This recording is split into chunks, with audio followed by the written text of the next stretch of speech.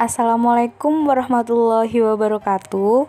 Kami dari kelompok 2 dengan nama anggota Dinda Putri Faiza, Patricia Priscilla, Nandita Fitriani, Nur Afifah, Nadia Nurul Azizah, dan Nur Aisyah Imrotul Hasanah akan menjelaskan materi yang berjudul Ideologi Komunisme. Apa sih komunisme itu? Lalu, apa perbedaan komunisme dengan Pancasila? Komunisme dicetuskan pertama kali oleh Karl Marx dan Friedrich Engels pada tanggal 21 Februari 1848. Menurut KBBI, komunis adalah penganut paham komunisme. Komunisme adalah ideologi yang berkenaan dengan filosofi, politik, sosial, dan ekonomi yang tujuan utamanya terciptanya masyarakat komunis dengan aturan sosial ekonomi berdasarkan kepemilikan bersama alat produksi dan tidak adanya kelas sosial, uang, dan negara. Ciri-ciri komunisme. 1. Sifatnya ateis, yang berarti tidak mengimani adanya Tuhan. 2. Kurang menghargai manusia sebagai individu. 3. Komunisme mengajarkan teori pertentangan atau perjuangan kelas. 4. Doktrin komunis salah satunya yaitu the permanent atau continuous revolution, yang berarti revolusi terus-menerus. 5. Komunisme menganut sistem politik satu partai, yaitu Partai Komunis. 6. Negara dan hukum akan lenyap karena tidak lagi diperlukan. Tokoh-tokoh komunis, yaitu diantaranya ada Musso dan Aidit sebagai tokoh pemberontakan PKI, Karl Marx dari Jerman sebagai pencetus paham Marxisme, Joseph Stalin dari Uni Soviet sebagai pencetus paham Stalinis, Friedrich Engels dari Jerman, Leonid Brezhnev sebagai mantan sekretaris jenderal komunis Uni Soviet, dan yang terakhir ada Vladimir Lenin dari Rusia sebagai pencetus paham Leninisme. Selanjutnya, negara yang menerapkan ideologi komunisme. Yang pertama, RRC. Negara komunis yang paling besar dan paling kaya sejagat. RRC tunduk pada pakem ideologi Marxisme-Leninisme. Yang kedua, Korea Utara, yang dipandang oleh sebagian besar negara sebagai negara kediktatoran totaliter berpaham Stalinis. Yang ketiga, ada Vietnam, yaitu negara yang sampai sekarang masih kental dengan ideologi komunisme dengan bentuk pemerintahan satu partai, yaitu Partai Komunis Vietnam.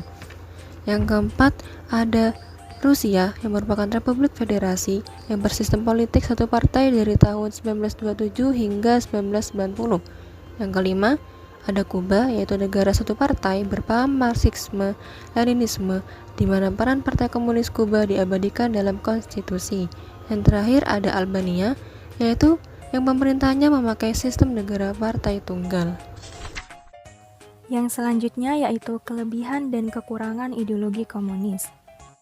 Kelebihan yang pertama yaitu setiap individu memiliki kedudukan yang sama.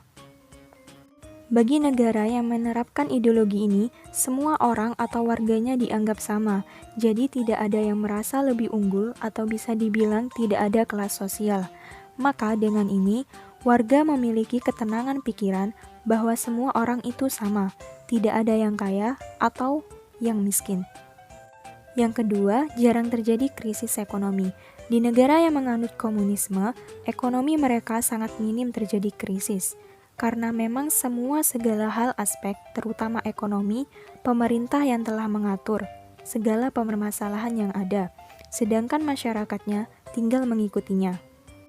Yang ketiga, tidak memungkinkan adanya monopoli bisnis, karena pemerintah memiliki dan mengendalikan bisnis serta membagikan uang yang akan dibelanjakan untuk biaya produksi, maka tidak ada persaingan bisnis dan tidak ada pabrik yang lebih unggul dari pabrik yang lainnya. Yang kedua yaitu kekurangan ideologi komunis. Kekurangan yang pertama yaitu monopoli yang dilakukan pemerintah akan merugikan masyarakat. Karena semua hal aspek dikendalikan pemerintah, maka potensi monopoli yang dilakukan oleh aparat pemerintah semakin besar. Hal ini tentunya akan merugikan masyarakatnya. Yang kedua, hak asasi manusia kurang dihargai. Dalam masyarakat komunis, pemerintah memiliki kekuatan untuk mendikte atau menjalankan kehidupan manusia. Meskipun tujuannya untuk kesetaraan, namun pada dasarnya kurang atau bahkan tidak ada kebebasan pribadi untuk mengkritik pemerintah atau menuntut perubahan. Selain itu, bagi siapapun yang menentang pemerintah akan dikenai hukuman. Yang ketiga, masyarakat tidak memiliki kebebasan. Karena semua pemerintah yang mengendalikan kreativitas atau kebebasan individu untuk menjadi pribadi yang lebih baik menjadi terhambat. Bahkan masyarakat tidak diperbolehkan memiliki usaha sendiri. Walaupun mencoba untuk mendirikan usaha, sekeras apapun usahanya, pada akhirnya nanti kedudukannya akan sama dengan yang lain.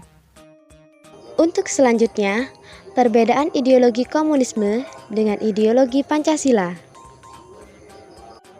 Yang pertama, ideologi komunis membatasi demokrasi, yaitu karena menghapus semua hak individu dan menggantikannya dengan hak umum, sehingga rakyat tidak bebas berbicara. Sedangkan Pancasila mengutamakan demokrasi, di mana semua warga negara memiliki hak setara dalam pengambilan keputusan. Yang kedua, yaitu ideologi komunis, kekuasaan pemerintah diktator, sedangkan Pancasila, kekuasaan tertinggi dipegang oleh pemerintah, namun saling konsultasi dan persetujuan rakyat. Ideologi komunis tidak ada perbedaan antara kaya dan miskin. Semua dianggap sebagai iklim usaha yang adil.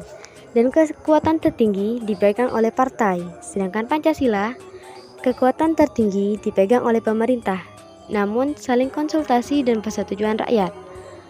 Pancasila adalah sumber hukum atau sumber pemerintahan bagaimanapun hukum di Indonesia. Yang ketiga, perekonomian komunis sebagian besar dikelola pemerintah atau negara dengan tujuan pemerataan ekonomi masyarakat secara merata, sedangkan perekonomian Pancasila, masyarakat diberikan kebebasan untuk mengelola sumber daya alam, namun negara tetap diutamakan. Selanjutnya, dari aspek hukum bagi komunisme untuk melanggengkan para komunis, sedangkan hukum bagi Pancasila untuk menjunjung tinggi keadilan dan keberadaan individu dan masyarakat. Kesimpulan dari materi ini, ideologi komunis membatasi demokrasi sehingga rakyat tidak bebas berbicara. Pancasila adalah sebuah ideologi yang memiliki prinsip persatuan dan kebersamaan yang dimiliki manusia dalam kehidupan kebangsaan dan kenegaraan, merupakan fungsi Pancasila sebagai ideologi negara. Sekian pemaparan materi dari kelompok 2. Terima kasih atas perhatiannya. Wassalamualaikum warahmatullahi wabarakatuh.